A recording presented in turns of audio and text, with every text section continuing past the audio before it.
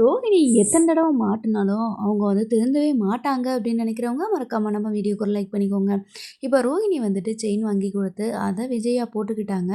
So, இத வந்து ஒரு ஜூம் பண்ணி காட்டிட்டு இருக்கிறாங்க. ஸோ, கண்டிப்பா இதனால விஜயாவுக்கு பிரச்சனை வரும் அப்படி சொல்லி தான் நான் நினைக்கிறேன். நீங்க என்ன நினைக்கிறீங்க அப்படின்னு கமெண்ட்ல சொல்லுங்க.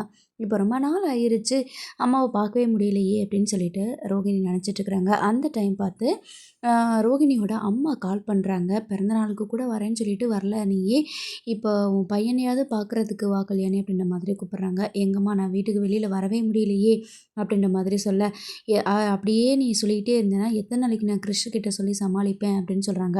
இன்னைக்கு கண்டிப்பாக கிறிஷை ஸ்கூல்லேருந்து கூப்பிட்றதுக்கு நான் வருவேன், அவனுக்கு அது ஒரு சர்ப்ரைஸாக இருக்கும் அப்படின்ற மாதிரி சொல்லிட்டு இருக்கிறாங்க. ஸோ இந்த டைம் பார்த்து தான் நம்ம நம்ம முத்துவுக்குமே அங்கே ஒரு சவாரி வருது. அப்போது நம்ம செல்வத்து கூட தான் அவங்களும் போயிட்டுருக்குறாங்க.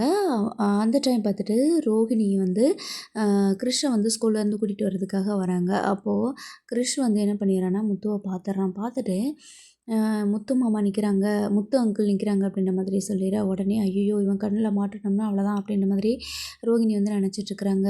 அப்போது செல்வம் இருந்துட்டு அதை பார்க்க அவங்களோட அண்ணி மனோஜ் ஒய்ஃபு மாதிரி இல்லை அப்படின்ற மாதிரி சொல்ல, அவங்க ஏன்டா இங்கே வர போகிறாங்க அப்படின்னு சொன்னால், இல்லை எனக்கு என்னமோ அவங்கள மாதிரி தான் தெரிஞ்சது அப்படின்ற மாதிரி சொல்லிடுறாங்க. அதுக்கு முன்னாடி இந்த ரோகிணி வந்து ஓடி ஒளிஞ்சுக்கிறாங்க.